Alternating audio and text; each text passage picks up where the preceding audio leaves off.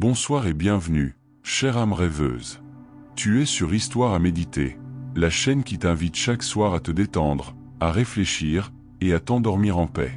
Ce soir, laisse-toi emporter par une histoire douce comme une caresse, apaisante comme une berceuse murmurée par le vent. Prépare-toi à fermer les yeux doucement. Respire profondément et laisse le monde derrière toi. Avant de plonger dans ce voyage paisible, pense à t'abonner à la chaîne et à activer la cloche. Car chaque nuit, une nouvelle histoire t'attend ici, rien que pour toi. Ce soir, écoute le vent qui murmurait des berceuses, une histoire où le vent lui-même parle au cœur fatigué et réveille les souvenirs oubliés. Installe-toi confortablement. Laisse les mots te bercer. Et maintenant, que la magie commence. Le village aux feuilles dansantes. Il était une fois, niché entre deux collines paisibles, un petit village oublié du tumulte du monde. On l'appelait Niaré, un nom ancien que les anciens eux-mêmes murmuraient avec tendresse, comme une prière douce. Là-bas, le temps semblait suspendu. Les journées s'écoulaient lentement, rythmées par le chant des oiseaux et les pas discrets des villageois. Mais ce qui rendait Niaré unique, ce n'était ni la rivière aux reflets d'argent, ni les champs de fleurs qui bordaient les chemins. Non. Ce qui faisait la magie de ce village, c'était le vent. Ce vent-là n'était pas comme les autres. Il ne hurlait pas, ne brisait rien. Il passait doucement entre les arbres, soulevait les feuilles mortes sans jamais les déranger vraiment, et chuchotait des choses que seuls les enfants et les cœurs purs pouvaient entendre. On disait qu'il connaissait le nom de chacun, qu'il écoutait les rêves des gens pendant leur sommeil, et qu'il leur répondait à sa façon, par des berceuses. Chaque soir, quand le soleil se couchait lentement derrière la grande colline de l'ouest, les habitants de Niaré fermaient leurs fenêtres non pas pour se protéger, mais pour mieux écouter. Car c'est à cette heure-là que le vent commençait son murmure. Il passait de maison en maison, portait des airs doux, presque invisibles, qui faisaient tomber les paupières et apaisaient les âmes. Personne ne savait d'où venait ce vent, ni pourquoi il chantait. Certains disaient que c'était l'esprit d'une vieille grand-mère qui aimait endormir les enfants. D'autres, plus poétiques, affirmaient que c'était le souffle de la terre elle-même, qui berçait ses enfants avant la nuit. Dans ce village vivait une jeune fille nommée Ama. Elle avait 14 ans, des yeux sombres comme la nuit sans lune, et un cœur rempli de questions. Depuis toute petite, elle écoutait le vent comme les autres, mais à la différence des autres, elle voulait comprendre. Elle ne se contentait pas de s'endormir paisiblement. Elle voulait savoir ce que le vent disait vraiment. Elle sentait qu'il lui parlait à elle, parfois, plus qu'aux autres. Quand elle fermait les yeux, elle entendait des mots flous, comme s'ils venaient de très loin, d'un endroit qu'elle connaissait sans l'avoir jamais vu. Un soir, alors que la lune se levait lentement derrière les arbres, Ama s'assit au bord de la rivière. Le vent soufflait doucement sur l'eau, et les roseaux frémissaient en cadence. Elle ferma les yeux et écouta. Et pour la première fois, elle entendit une phrase claire, nette, qui la fit frissonner. « Viens me trouver là où les arbres chantent. » Ama rouvrit les yeux lentement. Son cœur battait un peu plus fort. Le vent venait-il vraiment de lui parler? Ou était-ce un rêve éveillé, comme ceux qu'on oublie dès le matin venu?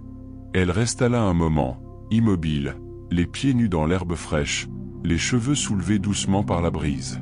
Une chose était certaine, cette nuit-là, quelque chose avait changé. À partir de ce soir-là, Ama sut qu'elle devait suivre le vent. Depuis cette nuit étrange au bord de la rivière, Ama n'était plus tout à fait la même.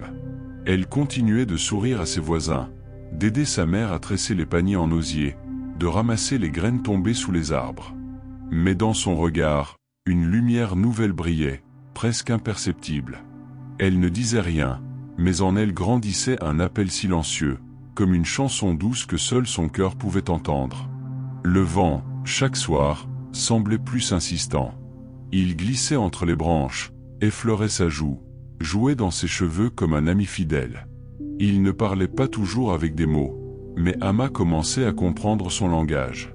Parfois, ce n'était qu'un frisson. D'autres fois, une direction à suivre, une envie soudaine d'aller plus loin que le sentier habituel. Un matin, alors que le ciel était couvert de nuages légers comme du coton, Ama se leva plus tôt que d'habitude.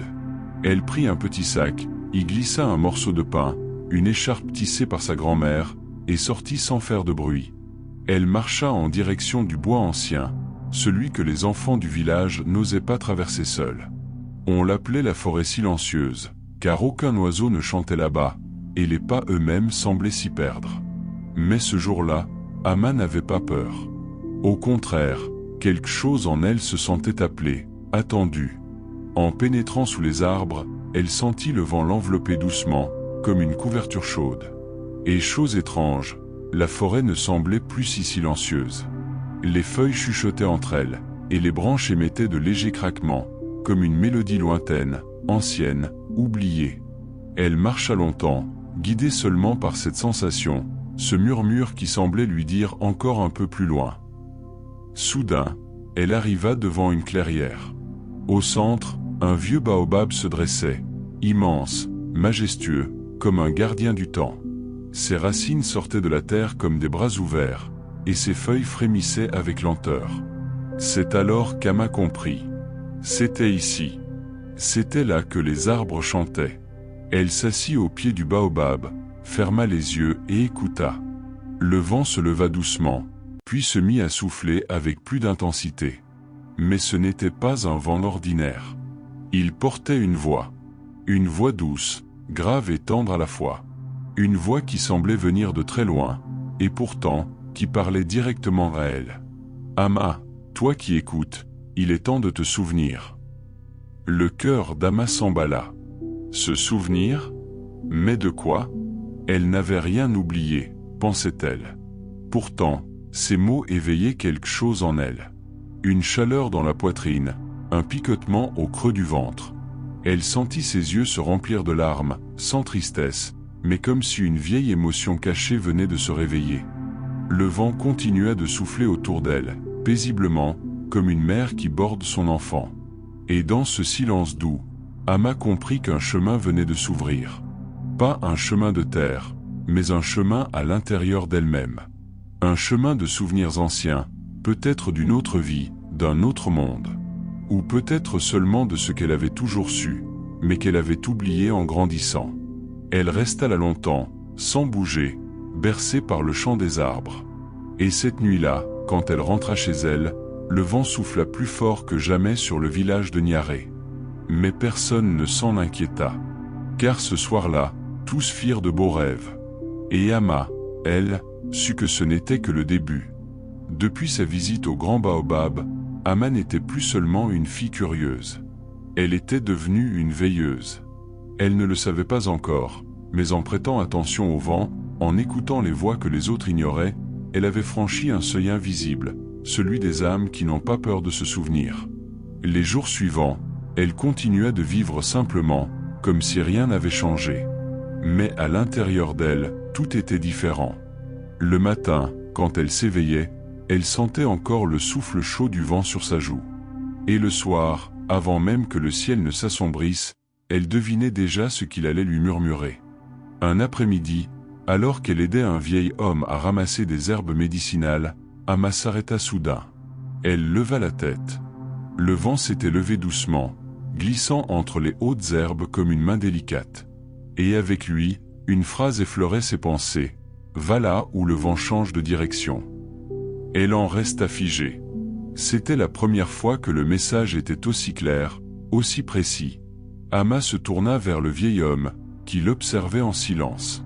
Il lui sourit, comme s'il savait. « Tu l'entends, toi aussi, n'est-ce pas ?»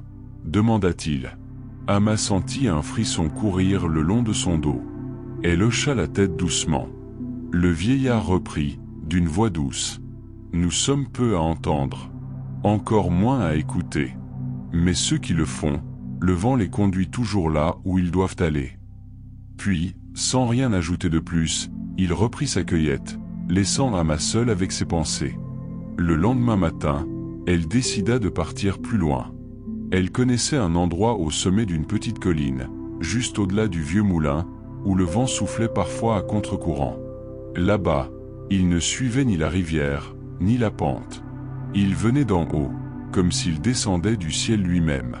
Elle grimpa la colline lentement, prenant le temps d'écouter les bruits du monde, les insectes, les feuilles, le rythme de ses pas sur la terre. Et puis, au sommet, elle s'assit, face au vide, face au ciel, et attendit. Le vent arriva comme prévu. Il tourbillonna autour d'elle, fit frémir les herbes hautes, puis s'arrêta brusquement. Un calme étrange s'installa, profond, presque sacré. Et c'est là, dans ce silence suspendu, qu'Ama entendit quelque chose d'inattendu. Ce n'était plus une phrase. C'était une chanson. Une vieille berceuse. Douce, lente, presque oubliée. Une mélodie que sa mère ne lui avait jamais chantée, mais qu'elle connaissait pourtant. Chaque note réveillait en elle un souvenir qu'elle ne pouvait nommer.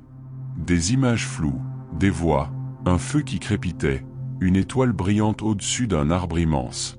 Les larmes montèrent à ses yeux. Elle comprenait à présent. Le vent ne lui racontait pas des choses nouvelles. Il lui rappelait ce qu'elle avait toujours su, ce qu'elle portait depuis toujours dans les recoins silencieux de son âme. Ce soir-là, quand Ama rentra chez elle, elle ne parla à personne. Elle alla directement dans sa chambre, ouvrit la fenêtre, et laissa le vent entrer. Il souffla doucement, caressant les rideaux, tournant autour de ses livres et de ses souvenirs. Puis il se tut. Et dans ce silence, Ama murmura elle aussi une chanson. C'était la même que celle du vent. Elle ne savait pas d'où elle venait. Mais elle la connaissait par cœur. La nuit était tombée sur le village de Niaré, et comme chaque soir, le vent glissait entre les toits de chaume, effleurait les volets, se faufilait sous les portes. Les villageois, bercés par ce souffle régulier et apaisant, s'endormaient un à un, le cœur calme et l'esprit tranquille. Mais dans la petite chambre au fond de la maison de la famille d'Ama, une lumière demeurait allumée. La jeune fille était assise près de sa fenêtre ouverte, les yeux perdus dans l'obscurité, les oreilles tendues vers ce murmure ancien que seule elle semblait entendre pleinement. Le vent jouait avec ses cheveux, déposant sur sa peau des frissons légers comme le toucher d'une plume. Cette nuit-là, Ama ne voulait pas dormir. Il y avait en elle une urgence douce, une certitude intime que quelque chose allait se produire. Le vent n'était plus simplement un ami invisible ou une voix lointaine. Il était devenu un compagnon de route, un être presque vivant, tissé de silence, de mémoire et de souffle. Alors, à l'heure où les lucioles dansaient dans les herbes hautes, elle se leva, enfila une tunique chaude et sortit de chez elle sans un bruit. Elle ne savait pas où elle allait. Mais elle savait qu'elle devait suivre le vent. Il soufflait doucement, dans une direction inhabituelle, vers les anciens jardins abandonnés de Niaré. Jadis, ces jardins avaient été fleuris, animés par les rires des enfants et les voix chantantes des femmes qui y cueillaient des herbes. Mais avec le temps, ils avaient été oubliés. Les sentiers s'étaient recouverts de mousse, les bancs s'étaient effondrés, et les pierres autrefois sculptées avaient été envahies par les racines et le lierre. Ama marcha lentement entre les arbres, les pas feutrés, les yeux grands ouverts. Le vent s'intensifia légèrement, comme pour lui dire qu'elle approchait. Puis il s'apaisa. Tout devint plus calme, plus dense. Un parfum de terre, de feuilles humides et de fleurs anciennes flotta dans l'air. Au centre des jardins oubliés, elle le vit. Un homme assis sur une vieille souche d'arbre, vêtu d'un manteau fait de fibres naturelles, le visage couvert d'une capuche. Il ne bougeait pas.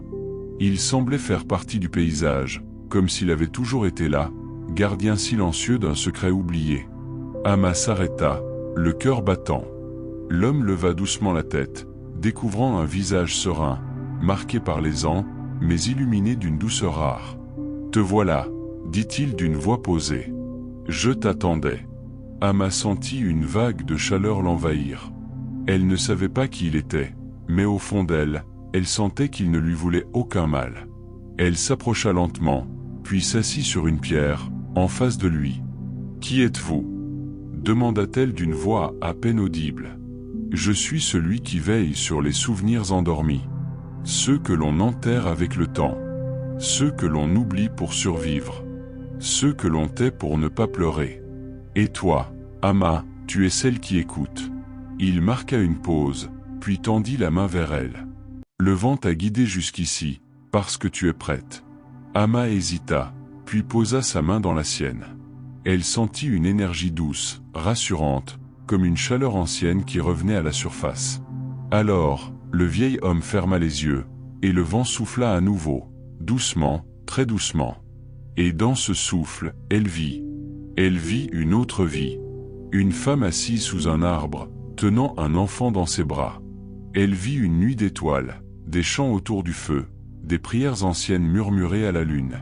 Elle vit des larmes, des séparations, des adieux. Elle vit l'amour, immense, infini, qui traversait le temps et les vies. Quand le vent se tut, Amma rouvrit les yeux, bouleversée mais en paix. « Ce sont mes souvenirs ?» demanda-t-elle, la gorge nouée. « Ce sont ceux de ton âme, » répondit le gardien. « Ils ne t'ont jamais quitté. Le vent ne fait que te les rapporter. Il est le messager entre ce que l'on croit avoir oublié et ce que l'on est vraiment. » Amma resta là longtemps, silencieuse, regardant les étoiles apparaître lentement au-dessus des arbres. Elle comprenait à présent que son chemin ne faisait que commencer, et que tant qu'elle écouterait, le vent la guiderait. Quand elle se leva pour repartir, le gardien des souvenirs avait disparu.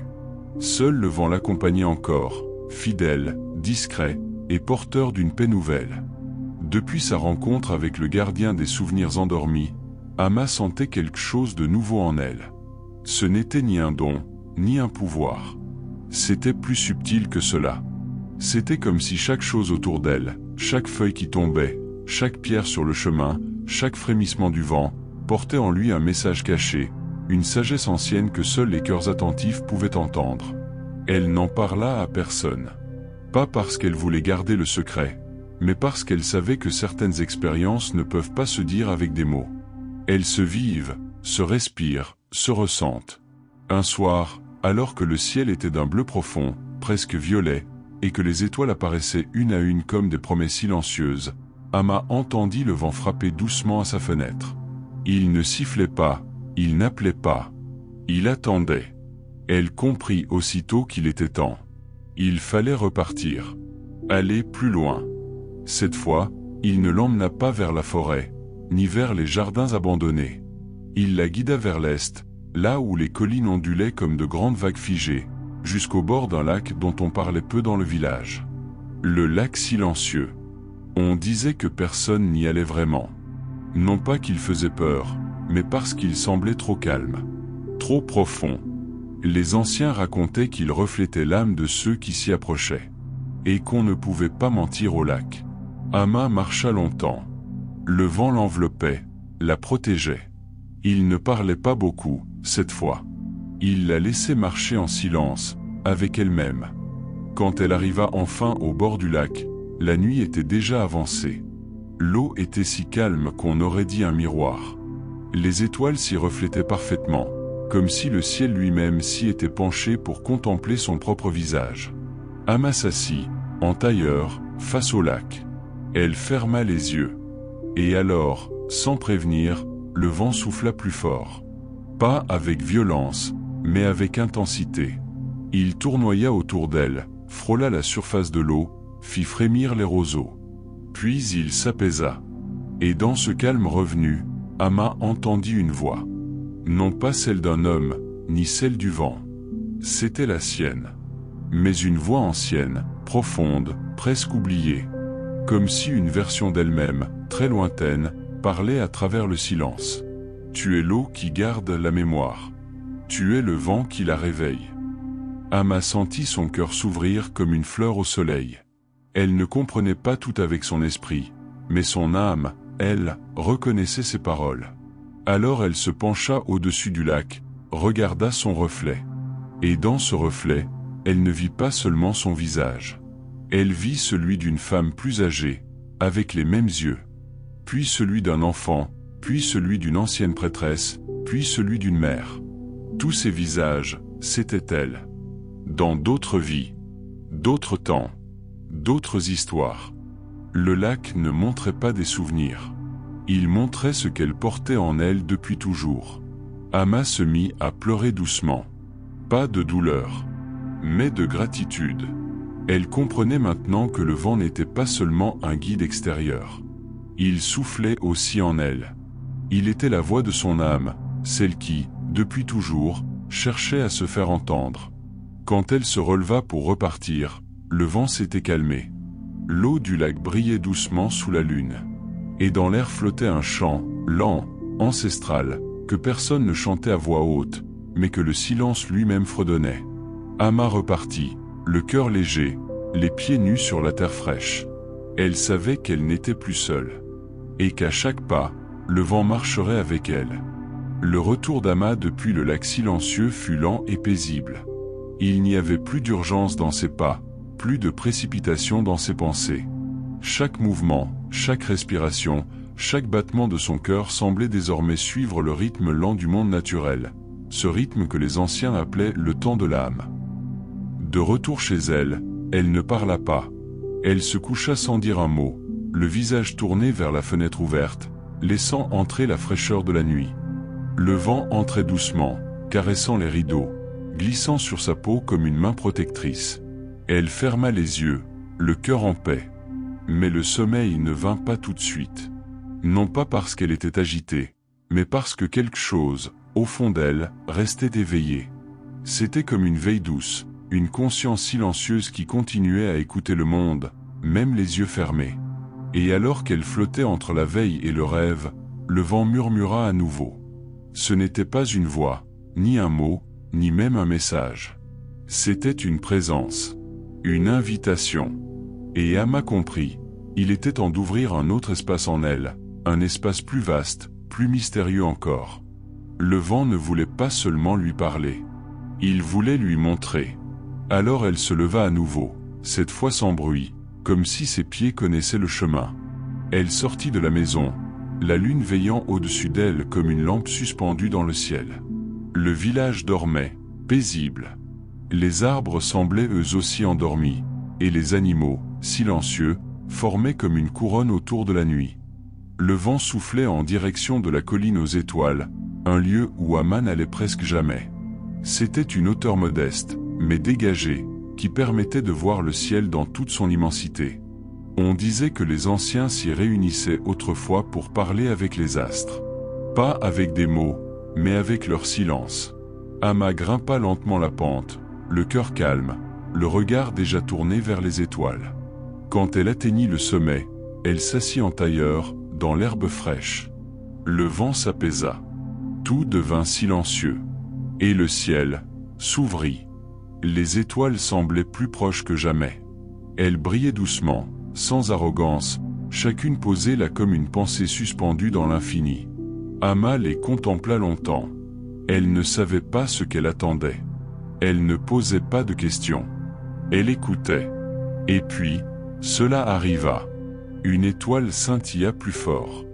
Puis une autre. Et dans ce jeu silencieux, Amma comprit quelque chose d'immense. Les étoiles parlaient. Pas avec des sons. Pas avec des gestes. Elles parlaient en lumière. En vibration.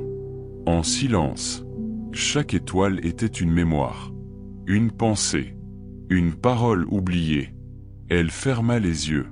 Et le vent, à nouveau, l'enveloppa. Cette fois, il la porta. Pas physiquement, mais intérieurement.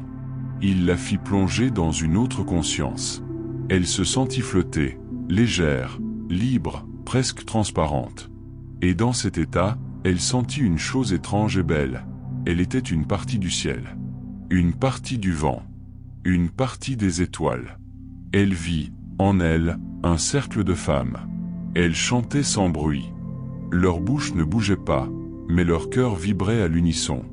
Elles l'entouraient, la regardaient avec amour, comme si elles attendaient depuis des siècles son retour. « Te voilà enfin », murmurait-elle dans son cœur. « Toi qui écoutes, toi qui portes, toi qui te souviens. » Amma ne savait pas qui elles étaient. Mais elle les aimait. Et elle savait qu'elle l'aimait aussi. C'était une reconnaissance au-delà du temps.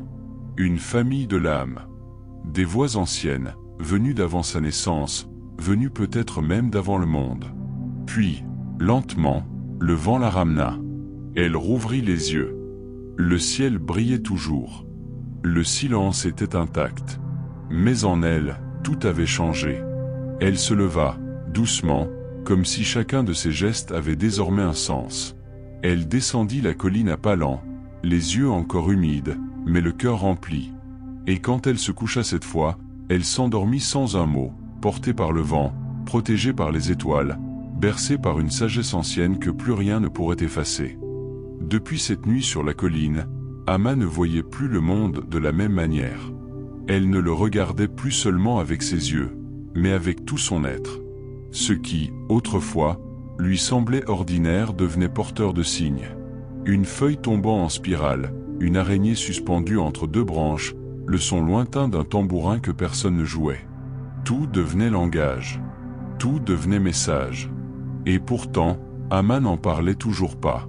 Elle ne ressentait ni le besoin ni l'envie d'expliquer ce qu'elle vivait.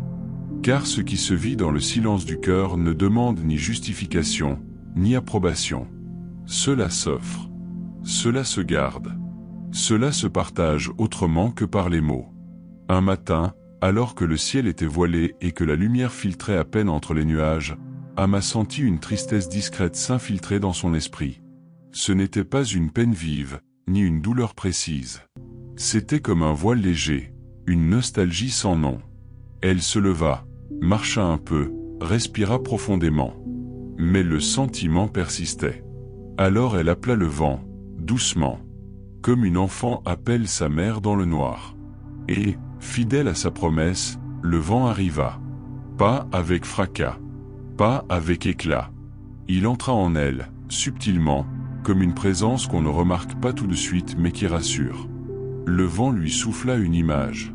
Une vieille cabane, au fond de la forêt, cachée derrière les grands figuiers et les rochers couverts de mousse. Amma connaissait cette cabane. Elle y était allée enfant, mais elle l'avait oubliée avec le temps, comme on oublie les rêves trop anciens. C'était là qu'il fallait aller. Elle prépara un petit sac, une couverture, une calebasse d'eau, un morceau de pain sec, et un galet qu'elle gardait toujours sur elle depuis sa visite au lac. Elle mit ses sandales, attacha ses cheveux, et partit. La marche fut longue, mais silencieuse. Le vent la guidait, lui montrant les chemins oubliés, les racines dissimulées, les traces d'anciens voyageurs. Amma avançait sans peur.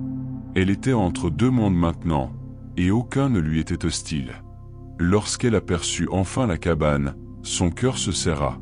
Elle était là, presque intacte malgré les années. Les planches de bois, noircies par le temps, semblaient vivantes, comme si elles respiraient encore. La porte était entr'ouverte, comme si quelqu'un l'attendait depuis longtemps. Amma entra. La poussière dansait dans les raies de lumière. L'air était immobile, mais paisible.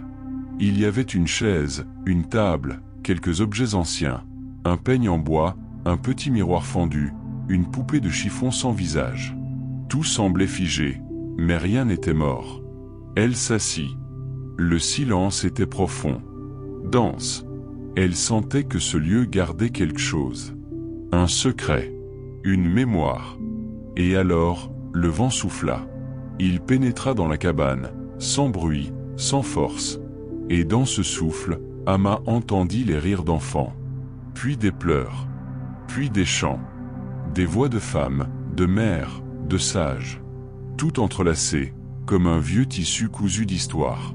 Amma comprit, cette cabane n'était pas seulement un abri. C'était un sanctuaire. Un lieu de passage. Une mémoire vivante. Et c'est là, dans cette petite pièce de bois et d'ombre, qu'elle se souvint. Elle se souvint de sa grand-mère, venue là autrefois pour pleurer en silence un amour perdu. Elle se souvint de sa mère, jeune fille, cachée là pour rêver à des mondes qu'elle n'a jamais osé atteindre. Elle se souvint d'elle-même, enfant, venue s'y réfugier un jour d'orage, le cœur battant. La cabane gardait les traces de leurs âmes. Amma ferma les yeux. Elle posa les mains sur le sol. Et elle murmura une prière. Pas une prière apprise. Une prière née d'elle, née du vent, née de tout ce qu'elle était en train de redevenir. Que ses mémoires soient libres. Que ses douleurs soient honorées. Que ses silences deviennent chants. Alors, quelque chose se délia. Amma sentit une chaleur douce l'envahir, comme une couverture posée sur ses épaules. Le vent, encore une fois, l'avait entendu. Et il chantait. Une berceuse lente, basse, presque inaudible, mais réelle. Ce soir-là, elle dormit dans la cabane, pour la première fois depuis longtemps. Et dans ses rêves, toutes les femmes de sa lignée vinrent la visiter, l'une après l'autre, la serrant dans leurs bras invisibles, lui soufflant à l'oreille ce qu'elle n'avait jamais pu dire de leur vivant. Et quand elle se réveilla au petit matin, le vent était toujours là. Veilleur fidèle. Compagnon du silence. Le matin se leva doucement sur la cabane. Le chant des oiseaux ne réveilla pas Ama. Elle s'était éveillée bien avant eux, les yeux encore mi-clos, la respiration calme, comme si la nuit avait continué à la bercer même une fois le sommeil terminé. Elle resta allongée quelques minutes, écoutant le silence, ce silence particulier du petit matin, ni tout à fait vide, ni tout à fait plein. C'était un espace entre deux mondes, un souffle fragile suspendu dans le temps. Puis elle se leva. La lumière entrait par les fentes des planches de la cabane, créant des lignes dorées sur le sol. Ama marcha pieds nus, lentement, comme si chaque pas avait son importance, comme si la terre sous ses pieds voulait lui dire quelque chose. Elle sortit. La forêt était encore enveloppée de brume. Tout semblait endormi, mais vivant. Le vent, lui, n'avait pas disparu. Il était là, discret, autour d'elle, entre les feuilles, dans l'humidité de l'air, dans les bruissements à peine audibles. Il n'était plus un souffle, mais une présence. Ama s'assit au pied d'un vieux fromager. C'était un arbre gigantesque, aux racines noueuses, à l'écorce pleine de cicatrices. Elle posa ses mains contre lui, puis son front, et elle ferma les yeux. À cet instant, elle sentit les battements de la terre. Pas seulement le vent, pas seulement les souvenirs. Non, cette fois, c'était plus profond. Elle touchait quelque chose d'ancré, d'ancestral. Elle percevait les racines invisibles du monde. Elle ressentait l'histoire cachée sous ses pieds. Et alors, comme une onde, un frisson la traversa. Elle vit les femmes de sa lignée, encore. Mais cette fois, elles n'étaient plus des ombres douces. Elles étaient solides, réelles, incarnées. Elles marchaient pieds nus sur la terre rouge. Elles portaient des calebasses, des enfants, des chants. Elles parlaient une langue oubliée, faite de gestes, de silence et de regards. Ama comprit que ce qu'elle portait en elle n'était pas seulement spirituel. C'était corporel, matériel. Chaque cellule de son corps contenait la mémoire d'un monde. Les douleurs anciennes, les luttes, les joies simples, les rires volés à la fatigue, tout cela vivait en elle, comme une rivière souterraine. Elle n'était pas seulement avec les ancêtres. Elle était les ancêtres. Et ce fut dans ce moment d'unité, de fusion, que le vent murmura à nouveau. Il ne parlait plus seulement à son esprit. Il parlait à sa peau, à ses os, à ses veines. Tu n'es pas venu ici pour fuir. Tu es venu pour t'enraciner. Ama ouvrit les yeux. Le message était clair. Tout ce chemin qu'elle avait parcouru, ces nuits de silence, ces rencontres intérieures, ce n'était pas une fuite du monde. C'était un retour. Une descente en elle-même. Une descente vers la terre. Vers la mémoire. Vers la vérité nue. Elle passa la journée entière dans la forêt, sans parler, sans réfléchir. Elle toucha les feuilles, marcha lentement dans l'eau fraîche du ruisseau, observa les fourmis dans leur va-et-vient. Chaque détail devenait sacré. Chaque geste, une prière. Au coucher du soleil, elle retourna à la cabane.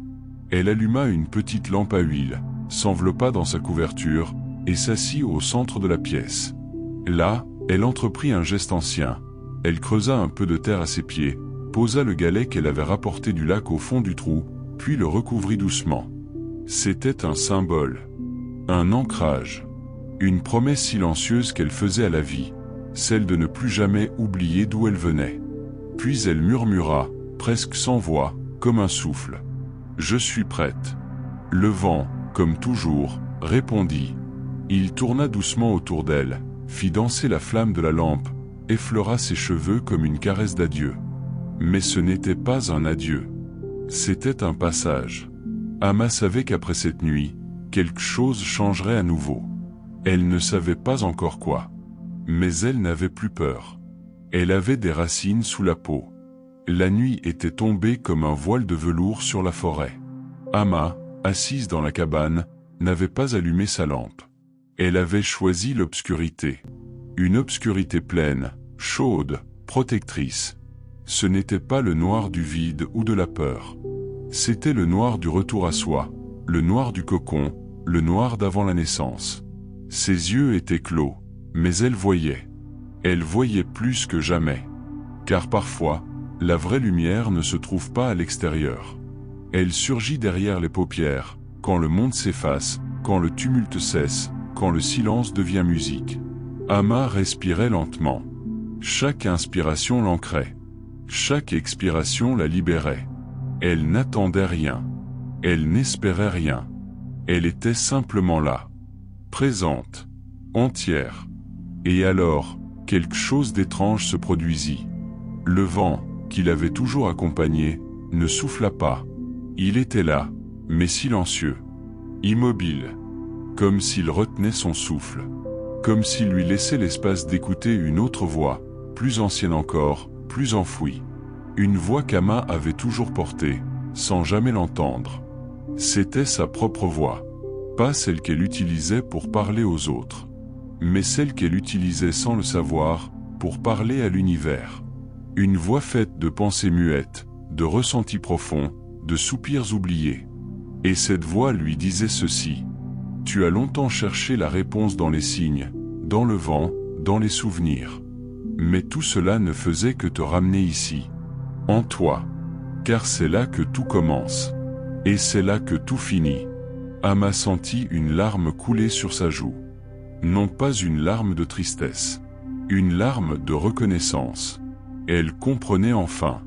Depuis le début, elle n'était pas perdue. Elle était en chemin. Et ce chemin ne menait nulle part ailleurs qu'à elle-même. C'est dans ce silence, dans cette obscurité douce, qu'elle vit sa lumière. Une lumière douce, intime, qui ne venait ni du ciel, ni du feu, ni des étoiles. Elle venait de l'intérieur. Comme un feu secret qui n'avait jamais cessé de brûler. Elle revit ses blessures, ses erreurs, ses hésitations. Mais elle ne les jugea plus. Elle les accueillit. Comme on accueille des enfants qui ont eu peur, mais qui reviennent enfin à la maison. Elle leur dit, « Vous avez eu mal, vous avez crié, vous avez douté. Mais je suis là, maintenant. Je ne vous abandonnerai plus. » Et dans cette promesse murmurée à elle-même, elle sentit une paix profonde s'installer. Une paix qu'elle n'avait jamais connue. Pas une paix spectaculaire, ni une extase. Non, une paix humble. Une paix enracinée. Une paix qui ne dépendait de rien. Le vent revint alors, très doucement. Il glissa sur ses joues comme un remerciement. Amma comprit que le vent n'avait jamais été un maître. Il avait été un guide. Un frère. Un témoin. Elle ouvrit lentement les yeux. La nuit était toujours là. Mais elle ne lui faisait plus peur. Car en elle brillait une lumière invisible aux autres, mais éternelle. Elle murmura. « Je suis là. Je suis en paix. Je suis moi. » Et dans cette simple phrase, elle sentit tout l'univers l'embrasser. Ce soir-là, elle ne dormit pas tout de suite.